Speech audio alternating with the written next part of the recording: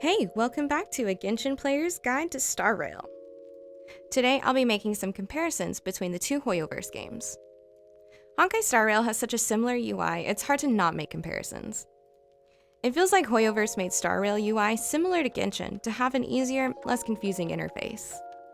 If you've ever played Honkai Impact 3rd in the recent year, you've probably gotten very confused trying to figure out exactly what you're supposed to be doing.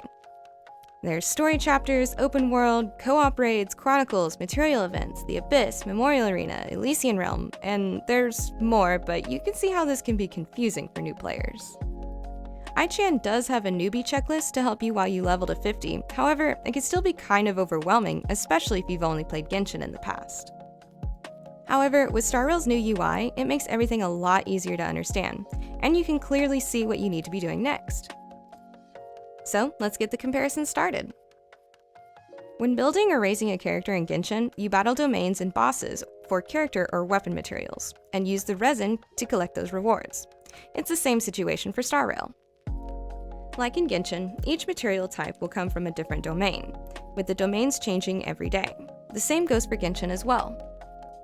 Let's look at character materials.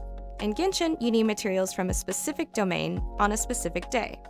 In Star Rail, domains are called cocoons, and just like in Genshin, there are specific cocoons that reward specific materials. So just know that cocoons equals domains. In Genshin, we battle ley line outcrops to get Mora or Hero Wit. In Star Rail, you will battle a cocoon as well. In Genshin, you have to use resin to collect your rewards from domains and bosses and outcrops. The same goes for Star Rail too, except the resin is called Trailblaze Power. Now a disclaimer, all the information regarding Star Rail was collected from the recent beta and is not indicative of the final product. So, domains are called cocoons and resin is called Trailblaze Power. Just use your Genshin knowledge to figure out which cocoons you need to battle for the right materials for your characters. Easy enough. Looking at the character screen, you can see it's almost exactly like Genshin's setup, but kinda different. I made a video previously going over the character building process for Star Rail that you can watch right here. But today, I want to go over the traces in more detail. Traces in Star Rail is like the talents in Genshin. In Genshin, you have 3 talents to level up: the normal attack, the elemental skill, and the ultimate, plus your passives that you don't level up. In Star Rail, you have your normal attack, your skill, and your ultimate. You also have a passive and your technique.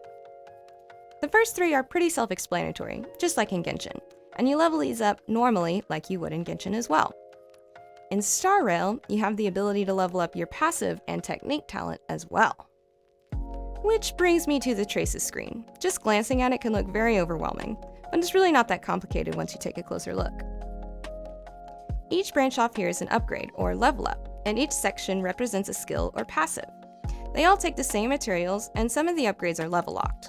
So each time you ascend your character, you can upgrade your talents, or traces.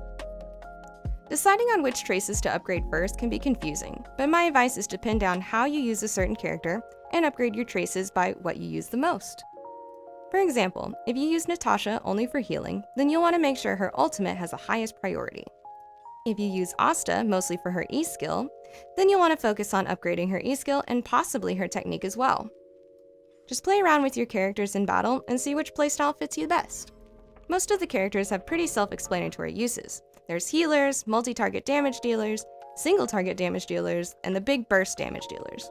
These uses, or playstyles, are called paths.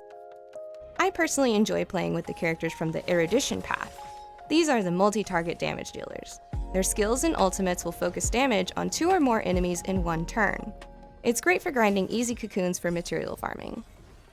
This is just the second video in my Genshin Player's Guide to Star Rail, so stay tuned for more coming soon. If you like this video or it helps you in any way, please give a like and click that subscribe button to help my new but growing channel. Once again, I am Oofie, and thank you so much for watching.